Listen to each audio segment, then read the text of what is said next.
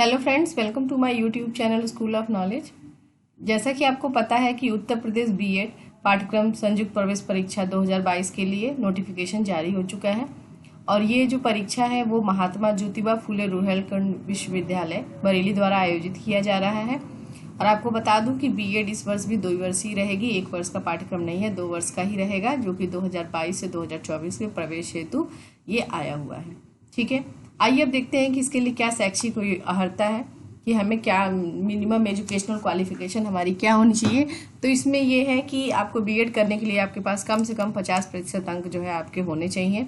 साथ ही साथ अगर यदि आपने बीई या बीटेक कर रखा है तो आपके पास कम से कम 55% अंक आपके पास होने चाहिए। यदि आप अनुसूचित जाति तथा अनुसूचित जनजाति के अभ्यर्थी हैं, स्टूडेंट हैं, तो आपको बस पास होना है ग्रेजुएशन में, पोस्ट ग्रेजुएशन में, लेकिन आपके साथ कोई परसेंटेज की प्रॉब्लम नहीं है। ठीक है, तो इस तरह से ये योग्यताएं दी गई हैं कि आपकी क्या मिनिमम क्वालिफिकेशन होनी चाहिए। उसके बाद अगर हम बात करते हैं इंपॉर्टेंट डेट्स की, कि कौन कौन सी डेट पे क्या एग्जाम होना है, तो जैसा कि हम आपको पता है कि एग्जामिनेशन फॉर्म भरने की जो प्रक्रिया है कब से शुरू हो रही है, 18 अप्रैल से शुरू हो रही है, और जो कि कब तक चलेगी, 15 मई 2022 तक चलेगी। यदि आपका 15 मई तक का अगर आप फॉर्म नहीं भर पाते हैं तो 16 मई से 20 मई तक का आपको और फॉर्म भरने का दिया जाएगा टाइम, लेकिन इस समय आपको कुछ अतिरिक्त चार्ज देना पड़ेगा, जैसे अतिरिक्त शुल्क के लिए आप कह सकते हैं कि फाइन भरना पड़ेगा, तब आप अप्लाई कर सकते हैं। तो इसलिए कोशिश करेगा कि 15 मई तक आप अप्लाई कर लें। और ये जो एग्जामिनेशन होगा वो 6 जुलाई को होना है, इसलिए अपनी तैयारी भी शुरू कर दें कि किस तरह से करना है। और बात करते हैं कि कितना पैसा लगेगा। तो यदि आप जनरल सामान्य वर्ग के हैं या अन्य पिछड़ा वर्ग के हैं तो आपको 1000 रुपीज़ पे करना होगा फॉर्म भरने के लिए। और यदि आप अनुसूचित जनजाति तथा अनुसूचित जाति तथा जनजाति से आते हैं तो आपको 500 रुपये देने पड़ेंगे। यदि किसी अन्य राज्य का कोई अभ्यर्थी है, यदि आप यूपी के हैं तो आपको फायदा होगा कैटेगरी का, लेकिन यदि आप दूसरे स्टेट से बिलोंग करते हैं तो आपको 1000 रुपीज़ ही पे करना होगा। इसके साथ ही साथ यदि आप विलम्ब शुल्क के साथ पे करना चाहते हैं, जो कि मैंने पहले ही बताया कि 16 मई से 20 मई तक दे सकते हैं, जिसमें आपको कुछ इस तरह से इंक्रीमेंट है पैसे में। यदि 1000 के लिए आपको बल्कि 1600 देना पड़ेगा, और SC/ST कैटेगरी के बच्चों को 800 पे करना पड़ेगा, और अन्य राज्य के अभ्यर्थियों को 1600 रुपीज़ पे करने होंगे लेट फॉर्म की वजह से। उसके बाद हम बात करते हैं साइट की, कि कहाँ पे साइट है। तो इसकी साइट ये है www.mjpru.ac.in पर इसकी वेबसाइट है। यहाँ पे आप जाके इसको खोलेंगे। जब आप ये साइट क्लिक डालते हैं तो ये वेब पेज ओपन होके आ जाता है। ठीक है, ये वेब पेज ओपन होके आ जाएगा। इसमें आप देखेंगे कि यहाँ पे ये जा रहा है ना, ये नोटिफिकेशन जा रही है, इस पर आप क्लिक करेंगे। जैसे ही आप इस पर क्लिक करते हैं तो एक नया वेब पेज खुल के इस तरह से बन के आ जाएगा। वेब पेज बन के जब आ जाएगा तो आप यहाँ देखेंगे click for UP BEd 2022 application form and candidate login. ठीक है, तो आप यहाँ से लॉगिन करके अपना फॉर्म आगे की ओर भरेंगे। आइए देखते हैं कि और क्या क्या इंपॉर्टेंट नोटिफिकेशन है इसमें आपको जो आवेदन करना होगा, ऑनलाइन आवेदन की 3 चरण होंगे। पहला है आपको रजिस्ट्रेशन कराना होगा। सेकंड चरण में जो है आपको एप्लीकेशन फॉर्म भरना होगा, और जब एप्लीकेशन फॉर्म आपका भर जाएगा तो तृतीय चरण होगा, थर्ड स्टेप, जिसमें कि आपको परीक्षा शुल्क भुगतान करना होगा।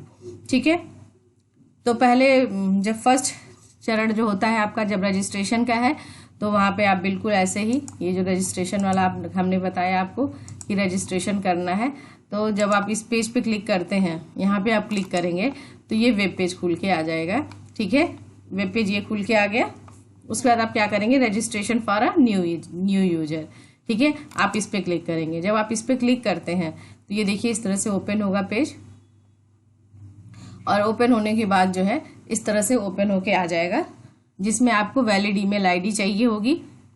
उसके बाद आपको एक्टिव मोबाइल नंबर चाहिए होगा। ठीक है, 2 चीज़ तो आपका परमानेंट होना चाहिए, आपके पास ईमेल आईडी होनी चाहिए प्लस मोबाइल नंबर होना चाहिए। साथ ही साथ जो है आपके पास पासपोर्ट साइज की फोटोग्राफ होनी चाहिए, जिसकी साइज कम से कम 50 KB होनी चाहिए। उसके साथ ही साथ कह रहा है कि सिग्नेचर होना चाहिए, उसकी भी साइज 50 KB होनी चाहिए। उसके बाद और क्या चाहिए आपको, लेफ्ट और राइट हैंड का इंडेक्स फिंगर का, ये आपको फिंगर थंब इम्प्रेशन भी देना है। ठीक है, इंडेक्स फिंगर का थंब चाहिए, इम्प्रेशन चाहिए। उसके साथ साथ आपको क्या चाहिए, हाई स्कूल की मार्कशीट चाहिए, क्योंकि इनको डेट ऑफ बर्थ चाहिए, और फोटो आईडी प्रूफ, जिसमें आपका कोई भी आधार कार्ड, घर का ID proof, voter ID card वगैरह इनको चाहिए होगा। ठीक है। एप्लीकेशन फ़ी मैंने पहले ही बता दिया, इतना है। यदि आप किसी कैटेगरी से बिलोंग करते हैं तो आपको कास्ट सर्टिफिकेट लगाना होगा। यदि आप इनकम EWS कैटेगरी से आते हैं तो इनकम सर्टिफिकेट लगाना होगा। तो मतलब जिस तरह से आप क्लेम करेंगे उस तरह से आपको सर्टिफिकेट्स इसमें लगाने होंगे, ठीक है। जब आप फॉर्म फिल करते हैं तो रजिस्ट्रेशन के लिए रजिस्ट्रेशन होगा, जिसमें आपका पर्सनल डाटा होगा, आप डॉक्यूमेंट अपलोड करने होंगे, एजुकेशनल क्वालिफिकेशन होगी, वेटेज जो भी आपने अप्लाई किया वो देना होगा। उसके साथ ही साथ सेंटर की चॉइस करनी होगी कि आपको कौन सा सेंटर चाहिए, और आपको कम से कम 3 चॉइस दिया जाएगा जहाँ पे आप एग्जाम दे सकते हैं।